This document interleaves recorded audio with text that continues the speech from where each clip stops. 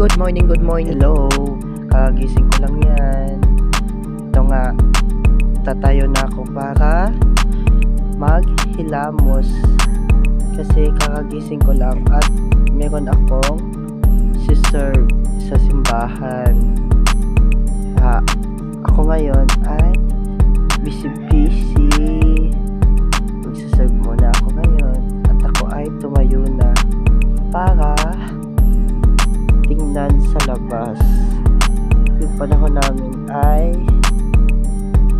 parang uulan siya mamaya. Hindi ko alam kung uulan ba or hindi. At dito ako, ito yung bahay namin, sa sala namin, yung sala namin. Sasalamin muna ako parang wala sa mood. Kagising ko lang kasi yan.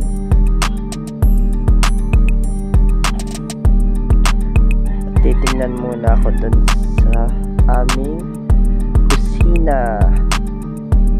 Yun na, dalawa ang aming rep at isa yung dalawa sira.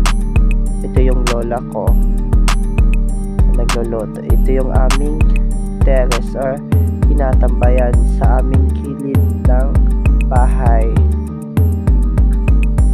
Dito kami kumakain. At ito yung mga sound system ni Papa. At dito pa yung bahay nila Papa. Sa likod ng bahay namin. Ito yung bahay nila Papa. Ito yung aming isa pang kusina. Ito yung aming kinuha ko na yung tuwalya ko kasi maliligo na ako. Kaya kita tayo mamaya kasi magsaserve ako doon sa simbahan. Ito yung aking sutana doon. Yun ang aking sutana. Yun, ito yung aking sutana sa simbahan. Punta muna ako. Ang may tinatawag sa akin. Lumalakad ako niyan papunta sa labas namin. Wala naman nagtatawag sa akin. May 5 pala. Nakita ko yung 5. Nahulog ko kasi kanina.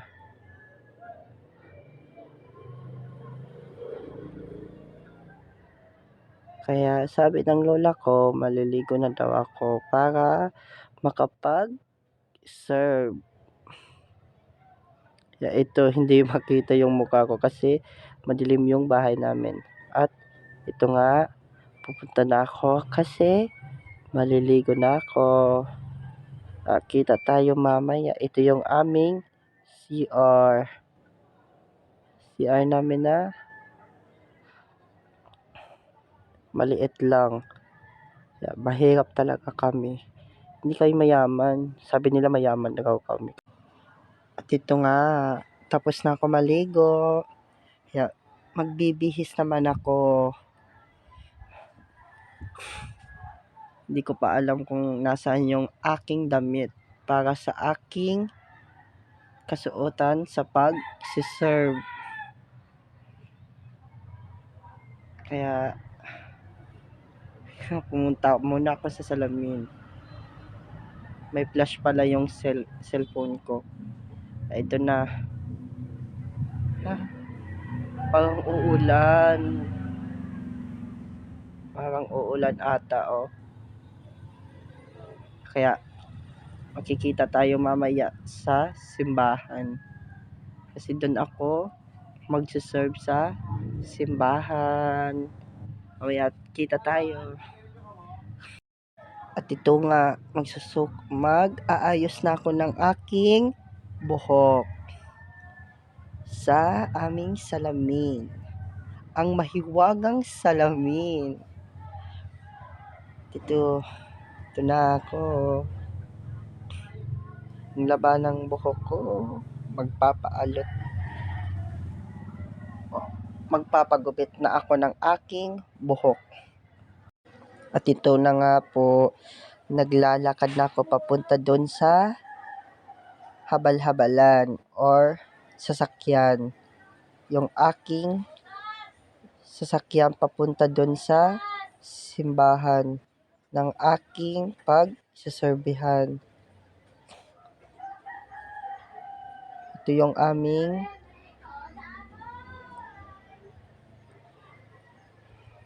barangay na sunduan. May aso pala. Ito na nga po, papunta na ako doon sa sasakyan. Papunta doon sa aming pagsaserbihan sa simbahan ng Umabay Exterior Chapel ng Saint Vincent de Figueroa. Makikita nyo ang aking mga kasama doon sa simbahan. Hindi naman malayo yung sinasakyan ko kasi ilang minutes lang naman, parang 5 minutes ata papunta dyan sa habal-habalan. Yan yung aming parang terminal ng mga sasakyan. Habal-habal. Yung pamasahe ko papunta doon, yung bayad ko ng motor papunta doon sa Umabay Exterior Chapel, 20 pesos yung binabayad ko. Kaya ito yung aking sasakyan. At dito na ako sasakay papunta doon sa simbahan. Tumatawa pa yung driver ko. Kasi magsiserve naman daw ako. Kaya ito na nga ako. Super excited. Kaya mamaya, kita tayo dun sa simbahan. Ito na nga, malayo pa. Nasunduan pa kasi ito. Ito yung aming barangay. Ipapakita ko yung aming palayan or kabasanan ang tawag dito sa amin. Ito yung aming kabasanan. Ang daming tao. Ang ganda ng view. Hindi ko pala mapakita yung aming paaralan. Doon ang aming paaralan. Hindi ko na ipakita. Pero bukas pupunta ako doon kasi malapit na yung pasukan. 2 days na lang, pasukan na. Kaya pupunta ako doon at tatanungin ko yung mga mag-aaral kung ready na, kung kumusta kung ano ang kanilang pakiramdam. Doon. Akala ko may tumatawag sa akin. Pati yung driver napatingin. Ang ganda pala ng view.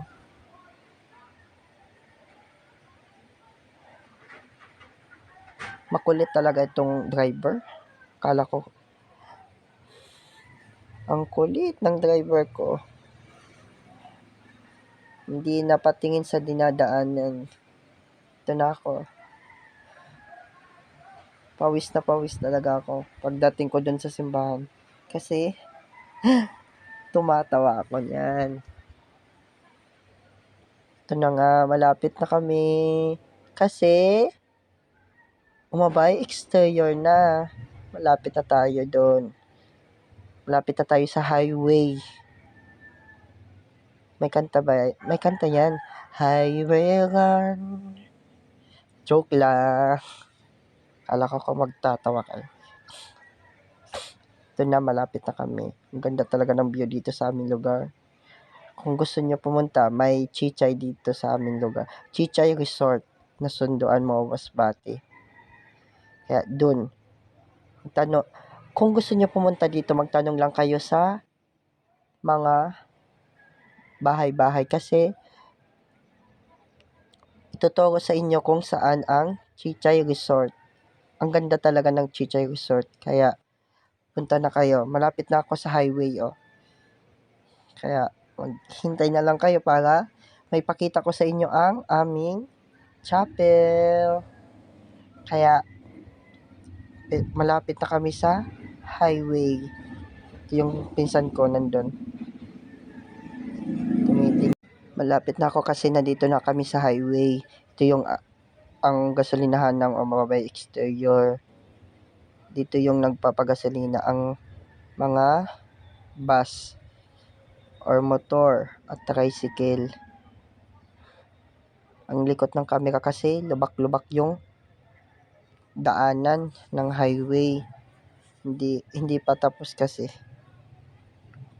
Kaya malapit na kami punta sa simbahan. Papakita ko sa inyo kung ano nga ang kagandahan ng Omabay Exterior ng chapel.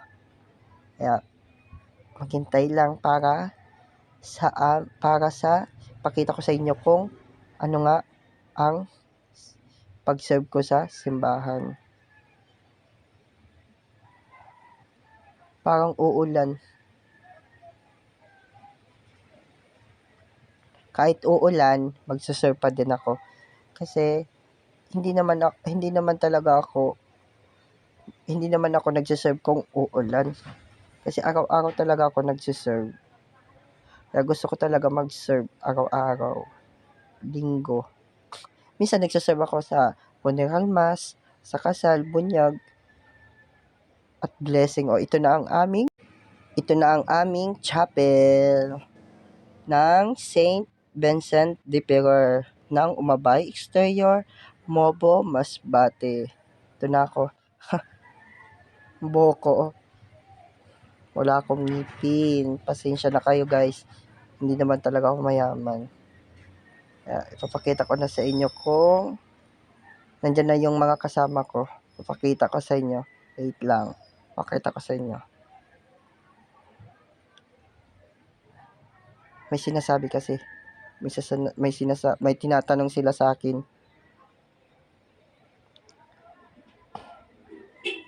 Naglalakad na ako. Ito na yung mga kasama ko.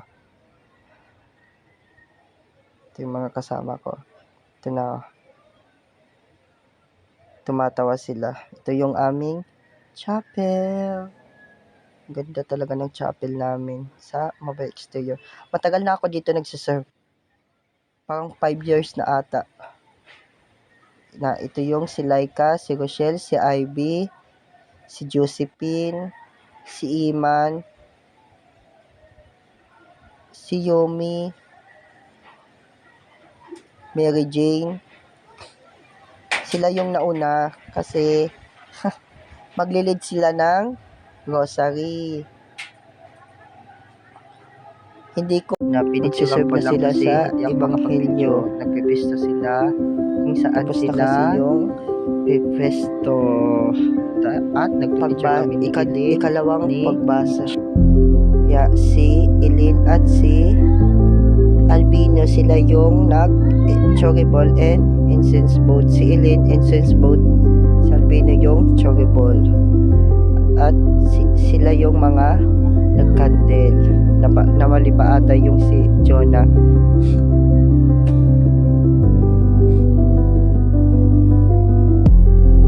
Ang aming pare ay si Monsignor Claro B. Caloya III. Siya yung nagmisa dito sa aming chapel ng Saint Vincent de Ferrer ng Omabay Exterior, Mobo, Masbate. Ibinigay niya Pino yung choribol para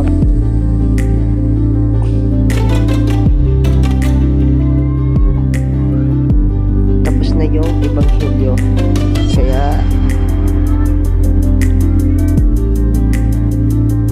ito na sila, si Josephine, si Mary Jean, si Laika, si Jonabel, si Rochelle, si Ivy. Ito yung si Alexa na funny girl ng aming sakristan. Si Eileen, si Eliza, si Iman. Ito yung hindi nagsiserve at nagmi-meeting dito sa aming chapel. Si Eliza Laguna. Kung kilala nyo, kasama ko siya. Nagsiserve naman kasi sila kasi banal. ito yung magsaserve now. Banal sila pa yung nagsaserve. At ito na yung pagtatapos sa aming pagsaserve. Nag-picture